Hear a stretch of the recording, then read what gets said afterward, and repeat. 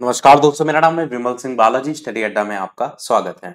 कल आपका बिहार सरकार के द्वारा शिक्षा विभाग में काफी कुछ बड़े बदलाव किए गए, उसको लेकर के कल नोटिफिकेशन 10 अप्रैल 2023 को जारी जो है वो किया गया। क्या सबसे खास बातें हैं, केवल उनको ही हम यहाँ पर समझेंगे। पूरा नोटिफिकेशन में बहुत सी बातें ऐसे भी हैं जो आपके लिए आवश्यक नहीं है।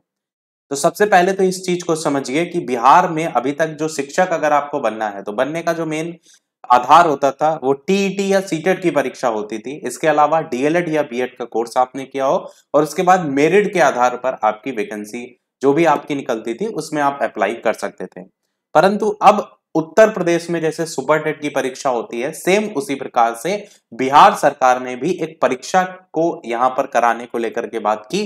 परंतु एक ट्विस्ट उसमें ये देखने को मिला कि उसको एक लिमिट तय कर दी है, उसी को लेकर के यहाँ पर बताया गया है।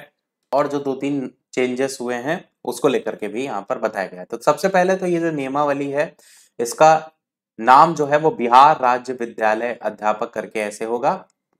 पूरे संपूर्ण बिहार राज्य में इसका जो विस्तार है वो रहेगा। अब यहाँ पर जो मेन पॉइंट है वो है विद्यालय अध्यापक के पद पर नियुक्ति के लिए अनिवार्य अर्हता में सबसे पहला जो पॉइंट है वो बिहार राज्य का स्थायी निवासी होना चाहिए। यानी अभी तक आप बाहर जा करके अन्य स्टेट से भी आवेदन कर सकते थे, परंतु बिहार राज्य ने यहाँ पर केवल और केवल अगर बिहार राज्य के निवासी हैं तभी आप शिक्षक भर्ती के लिए आवेदन कर सकते हैं, उसको लेकर के यहाँ पर बताया है। हालांकि इसको लेकर के कहीं ना कहीं कोर्ट केस जैसी संभावनाएं बन सकती हैं, जैसे उत्तर प्रदेश में भी आपने देखा होगा 69,000 शिक्षक भर्ती में देखने को मिला था, जहां पर 5 साल की एक लिमिट तय की गई थी कि उत्तर प्रदेश में आप निवास कर रहे हो।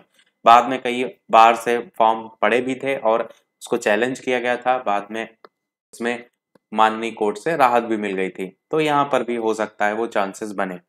इसके अलावा जो एनसीटीई की मान्यता के अकॉर्डिंग आपके कोर्स चलते हैं, जैसे डीएलएड बीएड, वो तो आपके होने ही चाहिए, वो इस पॉइंट में लिखा है।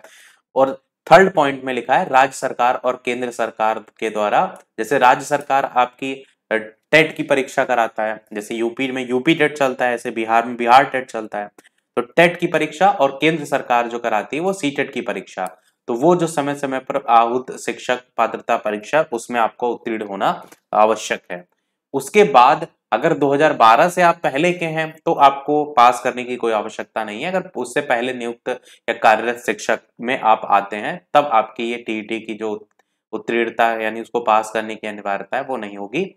और आयु की सीमा की भी बात की गई है कि न्यूनतम 18 वर्ष होनी चाहिए और अधिकतम आपकी आयु सीमा की तो बात नहीं की गई, परंतु ये जरूर कहा गया है कि 1 अगस्त जिस भी वर्ष बढ़ती आती ना उसकी 1 अगस्त से ये एज काउंट होगी। और न्यूनतम जो 18 वर्ष है ये आयु सीमा प्राथमिक स्तर और मध्य विद्यालय जो है, बेसिकली प्राथमिक लेवल कहिए तो ज्यादा सही है, उसके लिए होगी। परंतु माध्यमिक और उच्च माध्यमिक विद्यालय जो नियुक्ति है उसमें जो न्यूनतम एज होगी वो 21 साल होगी। बस इतना यहाँ पर इंपॉर्टेंट है।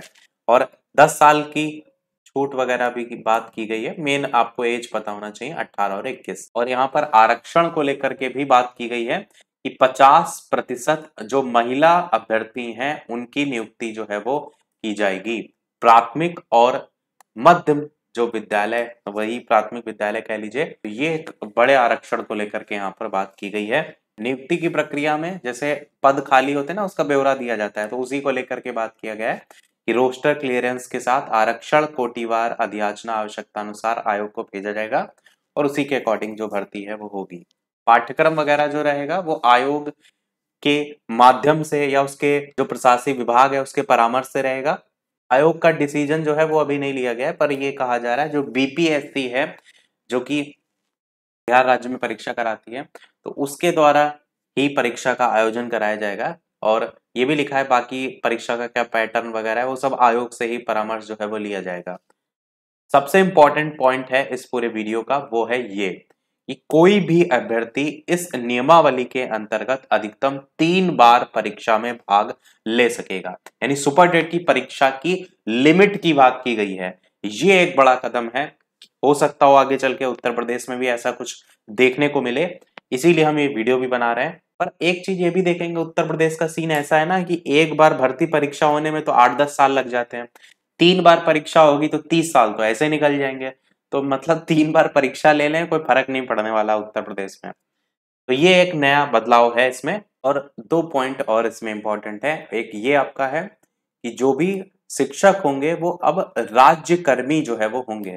राज्यकर्मी से एक तात्पर्य ये भी है कि जो भी राज्यों में वेतन है या भत्ते हैं वो सभी लागू होंगे। वही सेम इस जो परीक्षा है उसको पास करने के बाद जो शिक्षक बनेंगे सेम सारी चीजें उन पर भी लागू होंगी। या कोई नियोजित शिक्षक पहले से काम कर रहा है तो उसको भी पास करने के बाद जो है वो राज्यकर्मी का दर्जा दिया जाएगा। तो इस नियमावली में ये भी है, इस तरीके के शिक्षक बैठ पाएंगे परीक्षा में। बाकी चीजें हमने बता दी। आयोग के माध्यम से शिक्षकों की नियुक्ति होगी। नई नियमावली में सभी अभ्यर्थियों को 3 मौके दिए जाने की बात है। समराइज करके हम वीडियो को अगर बात करें, राज्य कैबिनेट की बैठक में शिक्षा नियमावली 2023 लागू करने पर मुहर लगी है और राज्य जो है उसमें शिक्षक बहाली को लेकर के ये खबर है। तो ये मेन 6 एजेंडे इसमें देखने को मिले।